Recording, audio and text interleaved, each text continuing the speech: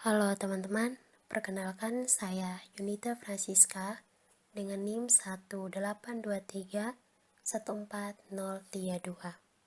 Saya merupakan salah satu mahasiswi dari Universitas Sanata Dharma Yogyakarta. Di sini saya akan membahas terkait dengan industri farmasi. Yang pertama adalah pengertian industri farmasi.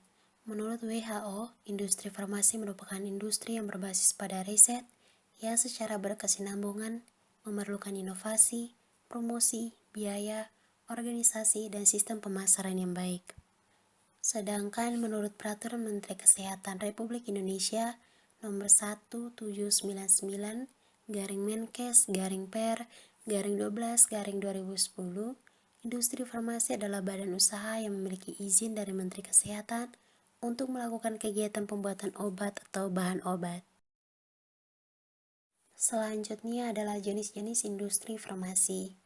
Ada 4 jenis industri farmasi, yaitu yang pertama, industri riset atau inovasi farmasi.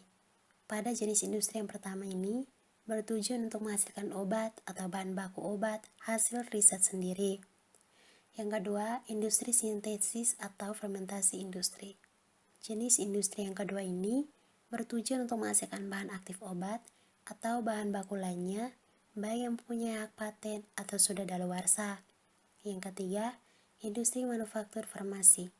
Jenis industri yang ketiga ini bertujuan untuk menghasilkan obat jadi dari bahan baku yang dihasilkan oleh industri farmasi riset atau industri sintesa atau fermentasi. Dan yang terakhir adalah industri jasa farmasi.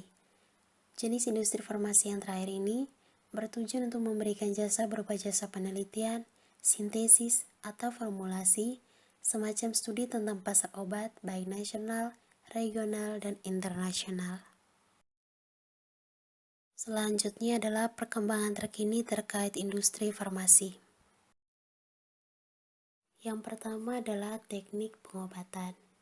Ada 2 macam teknik pengobatan, yaitu nanoteknologi dan stem cell. Pada perkembangan dengan teknik pengobatan menggunakan nanoteknologi, salah satu metode untuk meningkatkan ketersediaan hayati obat dengan cara memperkecil ukuran partikelnya dari 1 sampai 100 nanometer. Adapun nanoteknologi mencakup teknologi rekayasa, pengukuran dan pembuatan model, dan manipulasi materi pada skala nanometer. Yang kedua adalah stem cell. Pengobatan dengan stem cell berarti bahwa sel yang tidak atau belum terspesialisasi yang mempunyai kemampuan untuk berdiferensiasi menjadi sel lain. Stem cell mampu berkembang menjadi berbagai sel matang, seperti sel syaraf, sel otot rangka, dan sel pankreas. Berikutnya adalah grafik pertumbuhan pendapatan. Pada grafik data pertumbuhan pendapatan, dapat dilihat bahwa dari ketiga perusahaan industri farmasi tersebut, yaitu KLBF atau Kalbe Farma, mengalami pertumbuhan positif, yaitu mampu mencapai 5% di tahun 2021. Untuk Sido sendiri, Sido mampu mencapai angka 8% dari permintaan produk herbal, dan Kimia Farma mampu mencapai 14% melalui layanan klinik diagnostik, terutama jasa COVID dan vaksinasi. Selanjutnya ada grafik anggaran perawatan kesehatan. Untuk presentasi grafik anggaran pendapatan kesehatan antara LHS dan RHS tahun 2021 mengalami penurunan. Hal ini dikarenakan anggaran digunakan untuk penanganan pandemi COVID-19. Kemudian pada grafik ketiga ini dapat dilihat bahwa pasar farmasi mengalami penurunan secara drastis di tahun 2020. Hal ini dikarenakan adanya penggunaan anggaran untuk penanganan COVID-19. Berikut adalah masalah yang dihadapi industri farmasi nasional. Terdapat 4 masalah yang dihadapi industri farmasi nasional, yaitu yang pertama, pasar yang terfragmentasi. Yang kedua, tidak ada industri bahan baku sehingga akibatnya 95% bahan baku harus diimpor. Yang ketiga, penerapan aturan internasional terhadap standarisasi terutama pada CGMP atau Peraturan Praktik Manufaktur. Serta yang terakhir adalah kondisi industri farmasi nasional tidak merata. Adapun faktor yang mempengaruhi pertumbuhan industri farmasi nasional. Yang pertama, jumlah penduduk Indonesia yang besar. Yang kedua, kesadaran masyarakat yang semakin tinggi akan kesehatan. Yang ketiga, tingkat perekonomian masyarakat yang terus meningkat. Dan yang keempat adalah akses kesehatan yang meningkat seiring dengan adanya implementasi BPJS Kesehatan. Selanjutnya adalah prospek industri farmasi untuk kedepannya. Untuk tahun 2021, pemulihan ekonomi bergantung pada pengembangan vaksin dan ketersediaannya. Di Indonesia, pemerintah telah menyediakan anggaran untuk pengadaan vaksin yang bertujuan untuk menyediakan vaksinasi massal untuk sekitar 70% dari total populasi.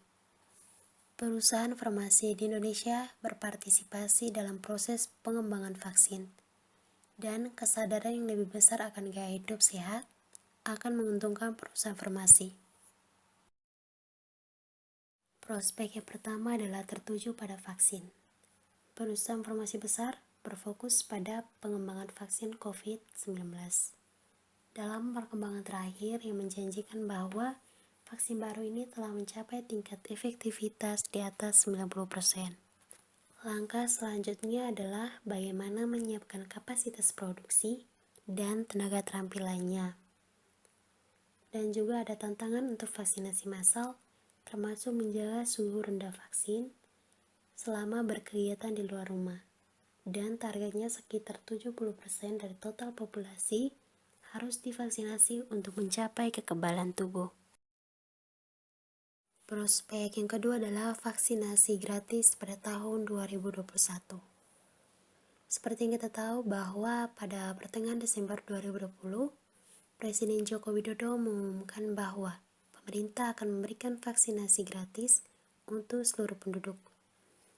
Dan untuk membiayai rencana tersebut, Kementerian Keuangan akan memprioritaskan dan merealokasi anggaran untuk mendukung program vaksinasi tersebut. Sebelumnya, pemerintah mengalokasikan sekitar 60 triliun pada tahun 2021 untuk melakukan vaksinasi massal terhadap 107 juta orang di Indonesia, yang mana 40% dari total populasi dengan skema vaksinasi gratis untuk 32 MN orang dan dengan 75 MN orang membayar secara mandiri. Prospek yang ketiga adalah partisipasi dari perusahaan farmasi lokal. Perusahaan farmasi lokal mengambil bagian dalam pengembangan vaksin. Kalbe bekerja sama dengan Genexin atau GX dari Korea Selatan untuk melakukan uji klinis fase 2 di Indonesia. Sementara itu, Kimia Farma juga siap untuk mendistribusikan vaksin di Indonesia. Upaya telah dilakukan untuk memastikan bahwa ketersediaan vaksin setelah produksi dimulai. Berhubungan dengan pandemi yang terus meningkat, permintaan akan produk herbal seperti suplemen atau vitamin juga semakin meningkat.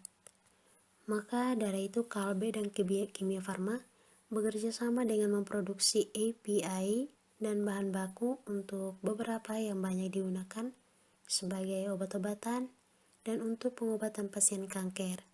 Hal ini membuka jalan bagi meningkatkan kandungan lokal di industri farmasi ke depannya.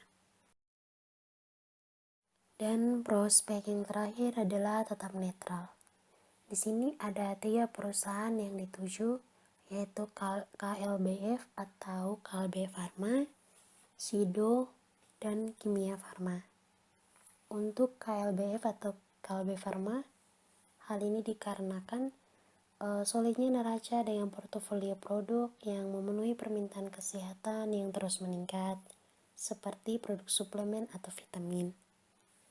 Dan untuk Sido sendiri, itu dipercaya bahwa perusahaan tersebut akan mendapatkan manfaat dari kesadaran konsumen yang semakin meningkat tentang pentingnya menjaga sistem kekebalan yang baik dan menjadi preferensi lanjutan untuk produk herbal.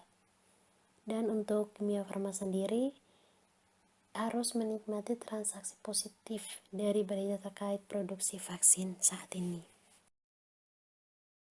Kemudian yang terakhir adalah kesimpulan dari pembahasan industri farmasi. Perkembangan industri farmasi di saat pandemi perlu ditingkatkan kapasitas produksi farmasi untuk memenuhi kebutuhan dalam negeri yang mendesak, dengan tujuan agar dapat melindungi negara dari situasi pandemi saat ini.